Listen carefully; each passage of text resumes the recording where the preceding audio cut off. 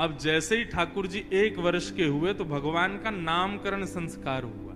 श्री गर्गाचार्य जी महाराज नामकरण करने के लिए आए। गर्गाचार्य जी ने आकर के कहा, नंद बाबा कल का मुहूर्त अच्छा है, कल नामकरण कर देंगे, आज रात्रि विश्राम कर लेते हैं। बोले ठीक है। गर्गाचार्य जी बोले लेकिन एक दिक्कत है। यशोदा मैया बोली क्या?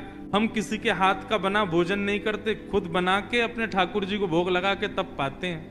यशोदा मैया बोली अरे तो इसमें दिक्कत की क्या बात है, मैं आपको चूल्हा दे देती हूँ, आपको बर्तन दे देती हूँ, सारी सामग्री दे देती हूँ, आप बनाइए। गर्गाचार्य जी बोले जो कृपा दे दीजिए। यशोदा मैया ने सब सामग्री दी, गर्गाचार्य जी ने भोजन तैयार किया। अब बढ़िया एक पात्र में खीर बनाई, खीर में इलायची डाली, केसर डाला, मिश्री डाली, बढ़िया सुगंधित।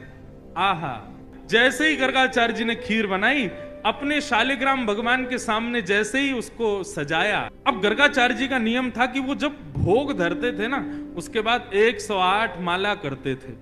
अंदर आंगन में ठाकुर जी बलराम जी के साथ खेल रहे थे। खेलते खेलते अचानक रुक गए। बोलना तो जानते नहीं, थोड़ा थोड़ा बोलते हैं। बलराम जी बोले का भयो? अच्छा, मनी मन में दोनों की बात होती है। ठाकुर जी बोले अरे भैया आज एक बहुत जोर को भगत आयो है, नामकरण करवे आयो हमारो। माने ऐसी जोर की खीर बनाई है, वहां में बढ़िया केसर डाली है, इलायची डाली है और मिश्री डाली है, बिल्कुल रबड़ी जैसी खीर है। मेरा तो मुंह में पानी आ रहा हो, खावे को मन कर रहा है। ताऊ जी बोले तो फिर रुको काई को, चलो जा, और बढ़िया लगे तो मुकू भी बुला लियो। ठाकुर जी बोले ठीक है। गुटमुन गुटमुन गुटमुन चल के ठाकुर जी जैसे तैसे मटक मटक के बाहर पहुंचे, और यहाँ गर्गाचार्य जी बैठे थे, नाम जप कर रहे थे। आगे उनके शालिग्राम भगवान के सामने खीर रखी थी। ठाकुर जी ने उठाई और गोद में रख करके और बढ़िया प्रेम से पान लगे, मुंह पे पूरे पे लगा लियो, नाक पे लग गई। गर्गाचार्य जी के जैसे ही भजन पूर्ण हुआ, माला नीचे रख के जय हो मेरे शालिक। खीर कहां गई? तभी देखा तो थोड़ी दूर पे ही महाराज हाथ पांव सब सने हैं, मुंह पे पूरी खीर गिरी है और नीचे फैली पड़ी है, और ठाकुर जी प्रेम भाव से खीर खा रहे हैं। और जैसे ही गर्गाचार्य जी ने देखा तो हंसने और लगे। 2 दतुइयां दिख रही हैं ठाकुर जी की, अभी 2 ही दांत आए हैं। अरे यशोदा देख, तेरे लाला ने कहा कियो, मेरे ठाकुर जी को भोग झूठो कर दियो सबरो। यशोदा मैया दौड़ी दौड़ी आई, बोले बाबा बाबा बाबा नाराज मत हो, छोटो बालक है, आप क्षमा कर दियो। बोले देख पूरी खीर खा गए। मैया ने लाल जी को उठाया, भीतर ले जा करके आंगन में छोड़ दिया। गर्गाचार्य जी ने फिर से खीर बनाई, ठाकुर जी से क्षमा मांगने लगे। बोले वो छोटा बालक है, नाथ क्षमा कर देना, आप भोग लगाओ।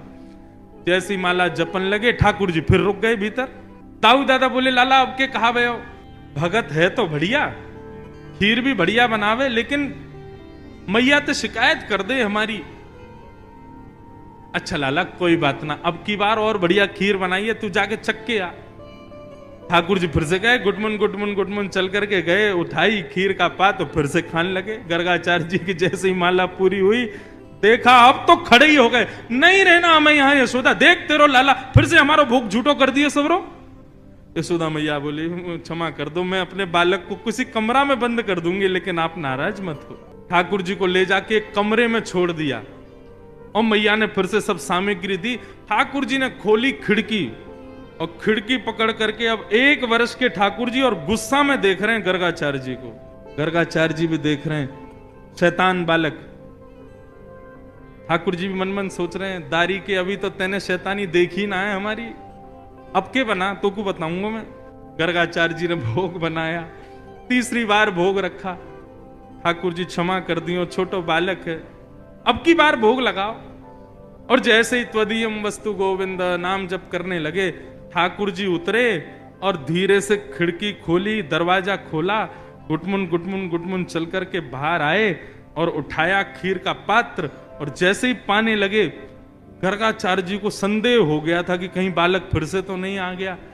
जैसे ही नेत्र खोल करके देखा तो नन्हे से गोपाल जी के ही 4 भुजा प्रकट हो गई। शंख चक्र गदा पद्म ठाकुर जी ने अपने भुजाओं में धारण कर लिया। चतुर्भुज नारायण के रूप में, नन्हे से बालक के रूप में ही प्रकट हो गए। और एक भुजा से तो स्वयं खीर खा रहे हैं और अपनी झूठे हाथ से ही गर्गाचार्य जी को खिला रहे हैं। गर्गाचार्य जी नतमस्तक हो गए, बोले नाथ क्षमा करना, मैं आपके रूप को पहचान नहीं पाया। ठाकुर जी बोले हमने ये रूप आपको इसलिए दिखाया है कि कल जब आप हमको हमारा नामकरण करोगे तो हमारे ग्रह नक्षत्र देख करके आपको सब पता चल जाएगा कि मैं कौन हूं। लेकिन ये सच्चाई हमारी मैया को मत बताना कि मैं कौन हूं। आपको छुपाना है कि मैं परमात्मा।